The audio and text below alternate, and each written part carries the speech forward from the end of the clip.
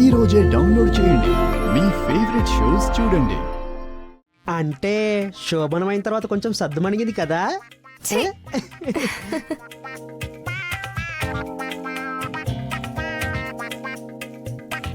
నువ్వు అన్ని విషయాల్లో నాతో బాగానే ఉంటావు, కానీ నేను చెప్పింది మాత్రం నువ్వు వినవు. అదే నాకు కొంచెం ఇబ్బందిగా అనిపిస్తుంది. అర్థమైంది. నేను లావుగా ఉన్నాను, తగ్గాలి అన్నావు, దాని గురించే కదా. ఇంతకాలం మా అమ్మ చెప్పినా, మా అన్నయ్య చెప్పినా, మా నాన్నమ్మ చెప్పినా నేను వినలేదు, లైట్ తీసుకునేవాణ్ణి. కానీ ఇప్పుడు నువ్వు చెప్పావు కదా, ఈసారి సీరియస్గా తీసుకుంటాను. నీ కోసం ఖచ్చితంగా తగ్గుతాను. మా నాన్నమ్మ మీద ఒట్టు. ఓరి సచ్చురోడా, నా మీద ఒట్టేస్తావేంట్రా?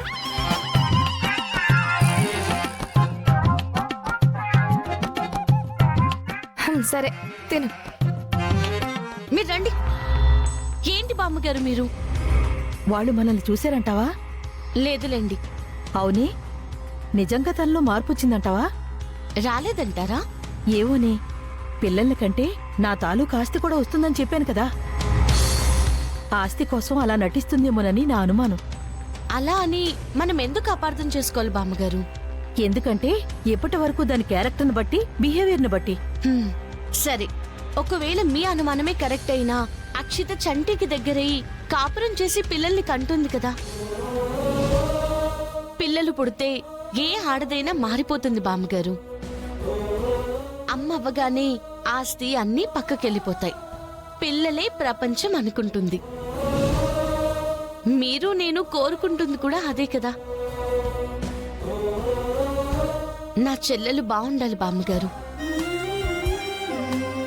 ఏదో వరసకు చిల్లైతేనే దాని గురించి ఇంత ఇదైపోతున్నావు. నిజంగా నీ సొంత చెల్లైతే దాని గురించి ఇంకెంత ఆలోచించేదానువు.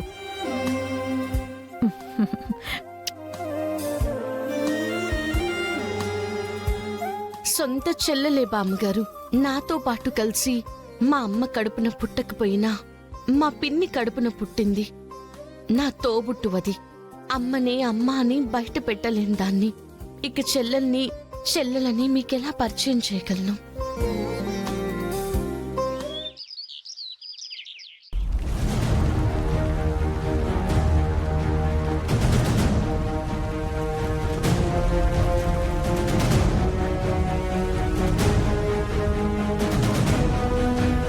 సుమా, ఏమైంది? భూకంపం వస్తున్నట్టుంది, పరిగెడదాం పదండి.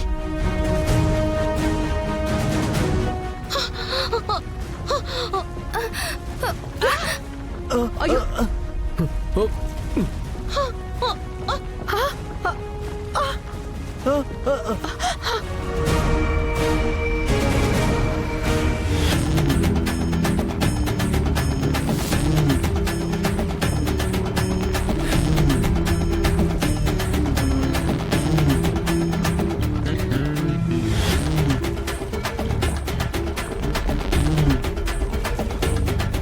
రేయ్,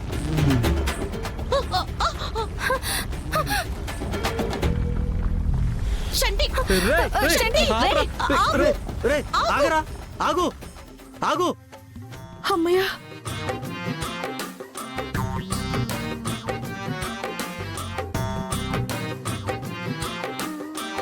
ఏమైంది? ఇంత పొద్దున్నే అందరు లేచారు? నువ్వు చేసే ఆ స్కిప్పింగ్ కి ఇల్లంతా ఊగిపోతుందిరా. భూకంపం వచ్చిందేమో, లోపలుంటే పోతామని బయటికి వచ్చాం. ఏం చేస్తున్నావురా? ఇంకా డౌట్ ఏంటున్నానమ్మా, కనబడట్లేదా? స్కిప్పింగ్ ఆడుతున్నాను.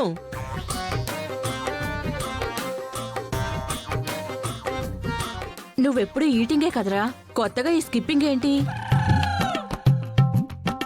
శంటి, నువ్వు లావు తగ్గాలని కదా స్కిప్పింగ్ చేస్తున్నావు? అవును ఫ్రెండ్. వీళ్ళందరూ నేనెందుకు స్కిప్పింగ్ చేస్తున్నానని డౌట్ పడుతున్నారు, కానీ నేనెందుకు స్కిప్పింగ్ చేస్తున్నానో నీకు క్లారిటీ ఉంది. అందుకే నువ్వు గ్రేట్. అంటే ఈ ప్రవాహం అంతా నేను స్కిప్పింగ్ చేస్తుంటే నా ఒంటి నుంచి బయటకు వచ్చిన చెమట అక్షిత.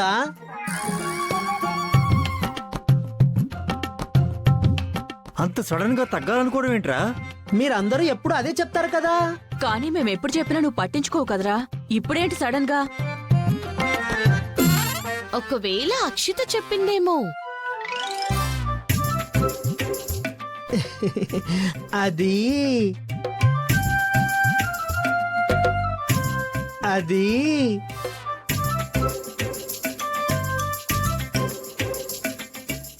అంటే ఎన్నాళ్ళు చెప్పిన మా మాట అంటే లెక్కలేదు కానీ పెళ్ళాన్ని చెప్తే విన్నావన్నమాట.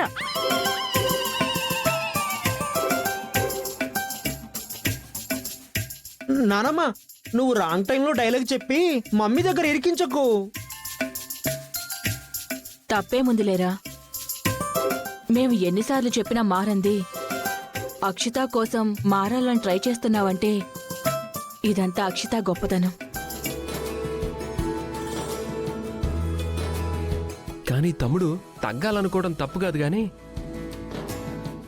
ఒక్క రోజులో తగ్గాలనుకుంటే నువ్వు సన్నగా అవ్వవురా, పేషెంట్ అవుతావు.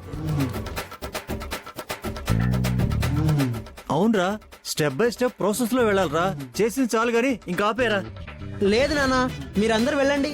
నేను ఇంకొక గంట చేసి రేయ్, నువ్వు ఇప్పటి వరకు గెంతిన గెంతుడికే ఇంటి పునాదులు క్రాక్లు వచ్చేసి ఉంటారా.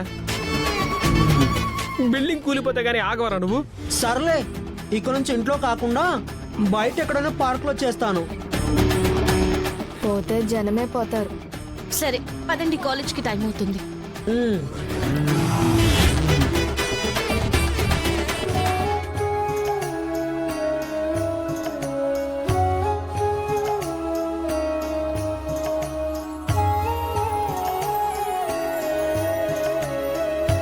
పల్లవి అమ్మా నాన్నల్ని కూడా పిలిచేస్తే వాళ్ళ సమక్షంలోనే ముహూర్తాలు పెట్టుకోవచ్చు. పల్లవి అమ్మ నాన్నలు ఇక్కడ దగ్గరలోనే ఉంటారు కదా, ఫోన్ చేస్తే 2 నిమిషాల్లో వచ్చేస్తారు మమ్మీ. అత్తయ్య గారు పిలవమంటుంది కన్న తల్లిదండ్రుల్ని, పెంచిన వాళ్ళని కాదు. ఈ పెళ్లికి ముహూర్తాలు పెట్టాలి అంటే వాళ్ళు కూడా ఉండాలి. లేదంటే ఈ పెళ్లి ఎప్పటికీ జరగదు.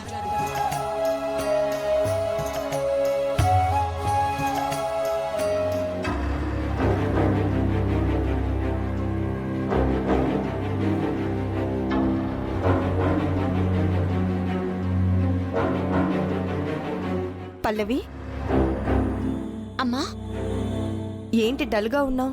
అబ్బే ఏం లేదమ్మా. అవును, నీ పెళ్లి గురించి ఇంట్లో ఏమంటున్నారు? అదే ముహూర్తాలు ఎప్పుడు పెట్టుకుందామనే టాపిక్ ఏమైనా వచ్చిందా?